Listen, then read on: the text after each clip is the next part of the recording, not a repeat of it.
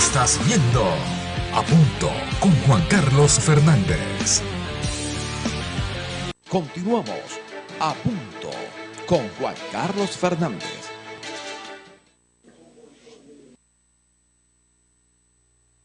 Vamos a ver, ya está con nosotros Pedro Benítez. Pedro, ¿me escuchas?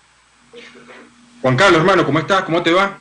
Bueno, muy bien, pero mira, sorpresiva, primero con con que mañana ya se acordaron los norteamericanos con el gobierno de Maduro. Vladimir Villegas acaba de publicar o ha publicado un tuit donde da detalles de lo que se va a aprobar mañana.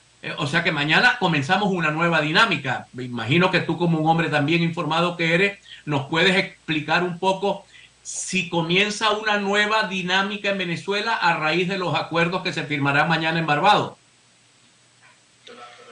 Bueno, Juan Carlos, lo que yo creo que aquí esta es la continuación de un proceso que empezó el 5 de marzo del año 2022, cuando tú recordarás, hubo la primera reunión de los enviados de la administración Biden con Maduro, Cilia Flores y Jorge Rodríguez en Caracas.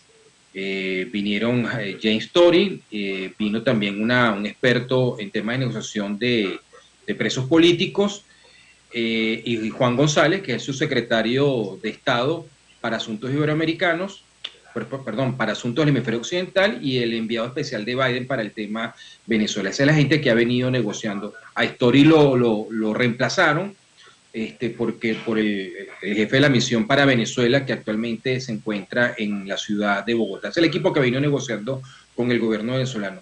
Y a lo largo de estos meses han habido muchos acuerdos entre ellos. Vamos a recapitularlo brevemente, si tú me permites.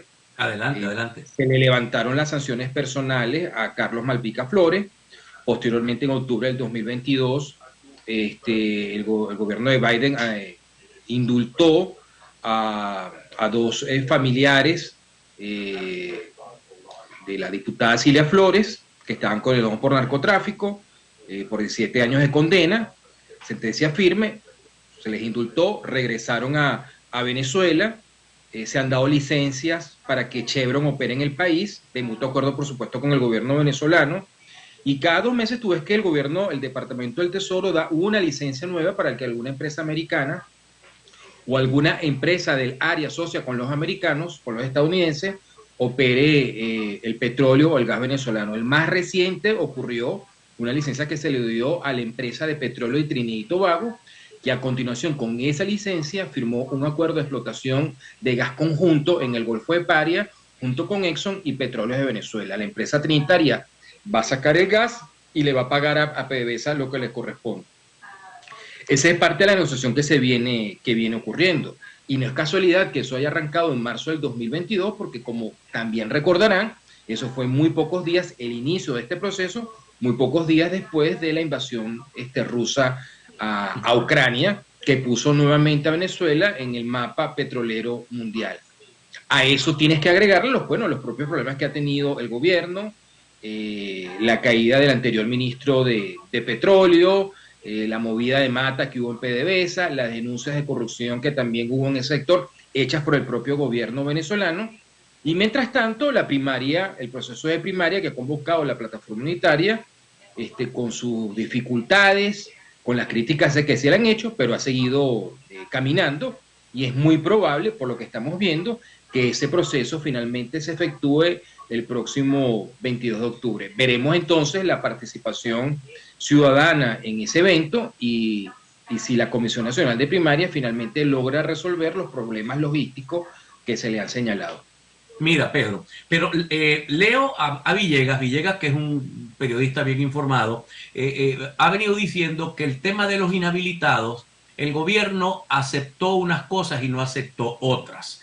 Enrique Capriles dijo, si no nos habilitan a todos, no acepto habilitaciones parciales. Finalmente parece que las habilitaciones no entraron en la discusión. Villegas dice, no hay información clara sobre la suerte de los inhabilitados, pero si los fuesen a habilitar, Capriles no hubiese renunciado. Me parece demasiado lógico esto. Entonces, la primaria va con esa dificultad. Si es que mañana no hay un cambio de timón. Si no hay acuerdo sobre los habilitados en esa firma que van a hacer mañana norteamericanos con venezolanos, pues el tema de los inhabilitados que quedan como candidatos se pone muy cuesta arriba. Y muy cuesta arriba y ahora, ¿cómo va a resolver el tema de su candidato presidencial la oposición? No, me queda eso como un acertijo tremendo, pero dame tus opiniones al respecto, por favor. Bueno, es que la negociación no se cierra en el momento que ellos hagan el anuncio formal, donde quiera que lo hagan, y si firman o no ese acuerdo entre los dos gobiernos o entre los representantes de los dos gobiernos. Esa negociación va a continuar. La negociación que yo lo veo enmarcado en un proceso progresivo de normalización de las relaciones de Estados Unidos con Venezuela, que en algún momento, más temprano que tarde, va a llegar al punto que se restablezcan, por ejemplo, plenamente las relaciones consulares. De modo que el tema de los inhabilitados, Juan Carlos, yo no lo cerraría. Un tema que se va a seguir, va a seguir la puja, se va a seguir negociando. Yo tengo exactamente, yo comparto contigo la misma aprensión, la misma duda. El gobierno ha hecho de las inhabilitaciones, no de ahora, sino del año 2004, su principal arma para dividir y poner a pelear a los propios dirigentes opositores. Ya en el año 2004 se aplicaron inhabilitaciones a potenciales candidatos a las gobernaciones de Estado y las alcaldías en las elecciones de aquella época. En el 2008, por ejemplo, Enrique Mendoza, que había sido varios años un exitoso gobernador del estado Miranda, que había perdido la elección del 2004 aquí en Miranda contra Diosdado Cabello, en la elección del año 2008 lo inhabilitaron. Por eso es que Enrique Capriles, que en aquella época era alcalde de Baruta, saltó como el candidato de reemplazo y finalmente ganó esa elección.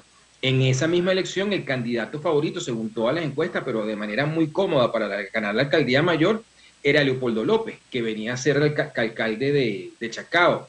A Leopoldo lo inhabilitan y entonces la oposición se saca de la chistera la candidatura de Antonio Ledesma, que finalmente gana. Vemos que el gobierno ha seguido aplicando esa estrategia a lo largo de todos estos años. En el año 2018, los dos candidatos o los dos dirigentes opositores mejor posicionados para la carrera presidencial de ese año eran Leopoldo López y Enrique Capriles. Y los dos estaban inhabilitados. Entonces, como no se pusieron poner de acuerdo para apoyar un tercer candidato que sí estuviera habilitado, esa fue la razón por la cual la oposición o el grueso de la oposición no fue a la elección de ese año. Esa es la verdadera razón. Fíjate tú, Juan Carlos, que ahora vamos a ir a unas elecciones, digo yo, me incluyo, ¿no?, en la oposición, vamos a ir a unas elecciones y ya nadie está hablando del tema de las condiciones electorales. ¿Desde cuándo tú no escuchas hablar de las condiciones electorales? Bastante rato, se decía que si no había condiciones electorales no se participaba. Ahora, nadie habla de las condiciones electorales, nadie está criticando la actual composición del Consejo Nacional Electoral, donde evidentemente hay una mayoría de 3-2 a favor del gobierno. Está claro que no va a ser un organismo imparcial en el proceso electoral. El único tema es la habilitación de los candidatos presidenciales. El mismo tema del año 2018, el mismo tema del año 2008, el mismo tema del año 2004. Entonces, por lo tanto, el gobierno va a tratar de usar esa arma, esa estratagema que le ha sido tan útil a lo largo de todos estos años. Ahora, ¿conseguirá el gobierno de Estados Unidos que el gobierno negocie la habilitación de algún dirigente o candidato opositor? Y en la siguiente pregunta, Juan Carlos, ¿estará el gobierno de Estados Unidos en este contexto geopolítico mundial, donde estamos al borde de una nueva guerra, o ya está en desarrollo una guerra en el Medio Oriente? ¿Estará dispuesto la administración Biden de jugársela por habilitar a algún dirigente opositor de cara a la elección del año 2024? Esas son las preguntas. Esas son las preguntas, y cuando Nicolás Maduro, y te puedes quedar un segmento más con nosotros, por favor. Claro, hermano, por supuesto. Claro, porque si Nicolás acepta elecciones para el 2024 con observación internacional y con algunas condiciones mínimas, el retiro de Rosales y el retiro de Capriles, en tu opinión, ¿qué significa? Ellos tenían la información, tenían cantada la información de lo que venía. Porque Villegas dice que la mitad de la oposición no sabe, pero la curiosidad de que los propulsores de la primaria, que son la Plataforma Unitaria, sus dos principales partidos, renuncian a participar con candidato propio a esta primaria, me deja una incertidumbre, pero el retorno me la responde. Evelyn Castro cierra este segmento, despide el segmento. Bueno, antes de pasar con noticias, quiero felicitar. El día de ayer estuvo de cumpleaños Gustavo Báez. Él siempre nos ve, nos escucha desde Ciudad Ojeda, allí en Lagunillas. Bueno, un saludo para Gustavo, que Dios te bendiga y espero que hayas pasado un extraordinario cumpleaños el día de ayer junto a toda tu familia. Feliz cumpleaños a Gustavo Báez. Revisamos nota que está en el portal del diario laverdad.com. Grupo de yupas tumban puerta de la emergencia del hospital de Machiques. Ampliamos esta información. Un grupo de yupas tumbó la noche de este domingo la puerta principal de emergencia del Hospital 2 Nuestra Señora del Carmen en Machiques de Perijá, ante el fallecimiento por tuberculosis de una mujer de la tercera edad perteneciente a la etnia que residía en la cuenca Yasa. Según el reporte del Centro de Coordinación Policial número 20 de Machiques de Perijá, del Cuerpo de la Policía Bolivariana del Estado Zulia, el grupo de indígenas procedentes del Estado Zulia y procedentes también de la Sierra de Perijá, arremetió contra los médicos de guardia, a quienes amenazaron, los que los obligó a los médicos a abandonar el área, así como también a los pacientes que permanecían allí, por cierto, pacientes de las mismas etnias. Tras retirar de manera arbitraria, sin ningún protocolo legal de entrega, el cuerpo de la fallecida en un ataúd, en un vehículo fúnebre, el grupo de yupas se retiró del lugar, quedando el recinto bajo custodia de la Guardia Nacional. Él fue una mujer de la tercera edad que lamentablemente murió de tuberculosis, pero también